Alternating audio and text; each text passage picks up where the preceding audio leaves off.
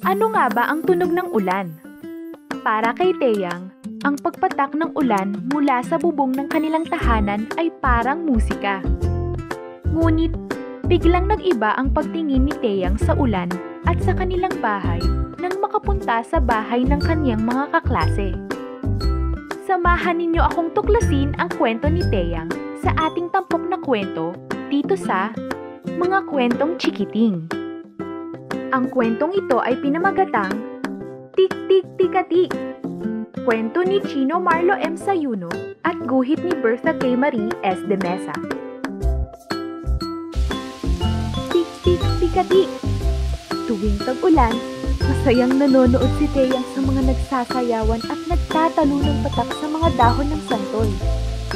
Ang ibang mga patak ay lalangoy sa naglawang putikan. Pero mas madalas, may ibang inaabangan si Teyang. Ang mga patak ng ulan sa loob ng kanilang bahay. "Teyang, bilis! Paulan na!" Tawag ng kanyang ina kapag umitim na ang langit. "Eto na po, ina!" Sasagot si Teyang habang inaabot ang batya na ginagamit ng kanyang ina kapag naglalaba. Pagkatapos, alam na niya ang susunod na gagawin. Mabilis na dadalhin ni Teyang ang malalaking timba sa kusina. Maingat na ipapantay ang mga ito sa mga butas ng bubong. Kakarito siya sa paglalagay ng mga lumang lata sa sala. Tatakbo siya at aayusin sa kwarto ang mga tabong yari sa basyo ng mga galon. Sa katunayan, alam na niya kung saan ilalagay ang bawat timba, lata at tabo sa buong bahay. At pagkatapos, plop, plop, plop. Mula sa kinakalawang na bubong na may iba't ibang laki ng butas, papunta sa mga pangsalong, maliliit at malalaki rin, sunod-sunod ang pagtulo ng tubig ulan. Katabi ang kanyang ina sa kanilang lumang sofa, panonoorin naman ni Teyang ang ulan sa loob at labas ng kanilang bahay. Insalidum ay niway, dong-dong ay si Dong Ilay. Kakanta si Teyang habang itinatapon ang napupunong tubig sa mga lata, timba at tabo. Kunwari ay sumasayaw siya ng banga sa lidsid ng mga taga-Kalinga na natutunan niya sa kanilang dating tirahan. Siya nga pala, pwede kitang ipagluto ng pansit para sa inyong magkakaklase sa kaarawan mo. Ano sa palagay mo? Tanong ng kanyang ina isang maulang hapon. Tahimik na tumango lamang si Teyang. Isang taon na ang nakaraan mula nang umalis sila ng Kalinga dahil may trabahong inalok kay ama ang isang kamag-anak sa Amadeo, Cavite. Pero hindi pa rin nalilimot ni Teyang ang dating barangay.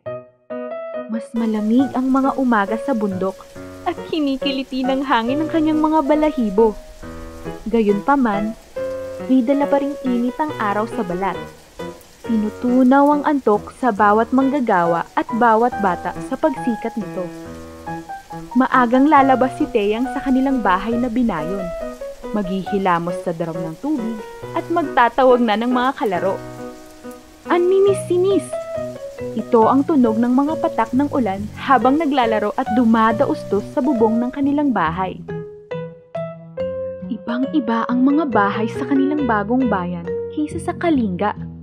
Kapag bumibisita si Teyang sa bahay ng mga kaklase, napapanganga siya at nangangalay pa ang leeg sa katitingala. May ikalawang palapag ang bahay ni Bran. Malambot ang sofa nila at walang mga surot. Hindi gaya ng sofa sa bahay ni Teyang ngayon. Puting-puti at malinis ang kisame ng bahay ni Megan. Matibay ang mga yero ng bubong nito. Hindi gaya ng bubong ni Teyang. Iba-iba naman ang kulay ng mga pader ng bahay ni Sean. Hindi gaya ng mga pader sa bahay ni Teyang. Nakita ang pinagpatong-patong na hollow blocks. Siguro, hindi dinig ang malalakas na tikatik ng ulan sa malalaki nilang mga bahay. May mga kaklase rin naman si Teyang na may maliliit na bahay. Ngunit wala sa kanila ang may bubong na nagpapakita ng pulupulong mga bituin. Ang mga maliliit na liwanag sa bubong ni Taeyang ay nagmumula sa mga butas na nagiging daanan ng liwanag kung maaraw at ng tubig kung maulan. Sana doon na lang tayo sa dati nating bahay, Ina. Sabi ni Taeyang nang minsang muling umulan. Hinaplos ng kanyang ina ang kulot na buhok ni Taeyang. Tiyak na babalik tayo doon. Pero sa ngayon, may trabaho si Ama dito. Pero hindi ganito ang kubo sa atin. Sambit ni Taeyang, nakaantabay ang mga mata sa isang latang malapit ng mapuno ng tubig. Mas ligtas po doon. Ligtas din tayo rito. Magluluto ang mami ko ng spaghetti at fried chicken bukas. Imbitahan ko raw kayong lahat. Anunsyo ni Mitzi sa klase isang hapon. Kaarawan kasi niya. At sa isang linggo, kaarawan naman ni Taeyang. Sabi ni siya na sabik na sabik. Iimbitahan mo rin ba kami? Ako? Gulat na sagot ni Taeyang. Hindi ko alam. Abala kasi si Ina kaya hindi pa ako sigurado. Hindi alam ni Taeyang kung ano ang dapat niyang gawin. Ano kaya ang sasabihin ng mga kaklase niya kapag nakita nila ang maliit niyang bahay? At paano kung biglang umulan? Kinabukasan, habang naglalakad na sila papunta sa bahay ni Mitzi, nagsimulang dumilim ang langit.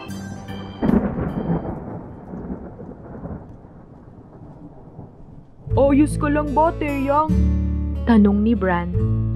Mukha kang nag-aalala. Oh, wala ito. Ayos lang ako. Sagot ni Taeyang na hindi makatingin sa kaklase. Nawala naman ang pangangamba ni Taeyang nang makita niya ang malaking bahay ni Mitzi. Napanganga siya sa mangha at nagningning ang mga matang tumingin sa paligid. May nagniningning na sangasangang ilaw sa kisame ang malawak na bahay. Maliwanag na puti ang ilaw nito. Hindi katulad ng manilaw-nilaw na liwanag mula sa nag-iisang ilaw sa bahay ni Taeyang. Narinig niya sa mga kaklase na ito ay isang chandelier. Tanaw naman sa labas ng salaming pader ang mabulaklak na hardin. Bigla namang nagsimula ang pamilyar na pagtunog ng mga patak. Tik, tik, tikatik. Huwag kayong mag-alala mga bata, ligtas kayo rito. Hihintayin nating tumila ang ulan bago namin kayo pauuwiin. Sabi ng nanay ni Mitzi habang naghahain ng pagkain. Naalala ni Taeyang ang kanyang ina. Wala pa si Ama kaya mag-isa si Ina sa bahay. Mag-isa siyang kukuha ng mga lata, timba, tabo at malalaking palanggana. Mag-isa siyang mag-aayos ng lahat ng mga pangsalo ng patak ng ulan.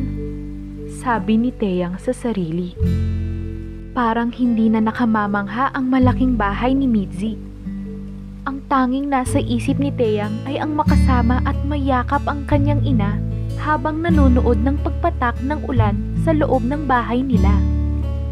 Pakikinggan nila kung paanong ang bawat patak ay tila bumubuo ng maliit na orkestra. Sasabihan pa siya ng kanyang ina na mag-ingat at baka masagi ang mga timba. Palaro siyang maglalakad sa paligid nito habang umaawit. Insinali dumaay, ay, salidum ay. Tumayo si Taeyang at nagkunwaring tinitingnan ang matatayog na haligi ng bahay ni Mitzi. Unti-unti at sa maliliit na hakbang, naglakad siya patungo sa pinto papalabas. Nang mapansin ng mga kaklase niyang wala na siya sa silid kasama nila, nabuksan na ni Taeyang ang kanyang payong, handang tumakbo sa malakas na ulan. Hinipan pa ng hangin ang maliit niyang payong kaya tumikwas ito pataas. Ngunit hindi siya nagpapigil. Kailangan na niyang umuwi ngayon din. Naging ambon na lamang ang ulan nang nakarating si Taeyang sa bahay nila. Ina! Sigaw niya habang nagmamadaling pumasok. Oh, anong nangyari, Teyang? Tanong ng kanyang ina. Yumakap si Teyang sa nagtatakang ina. Naayos ninyo po bang mag-isa ang ating mga lata, timba at tabo, ina? Sa sumunod na araw, nag-anunsyo si Teyang sa harap ng klase. Magluluto si ina ng pansit kabagan para sa aking kaarawan. Sana ay makarating kayong lahat sa aming bahay.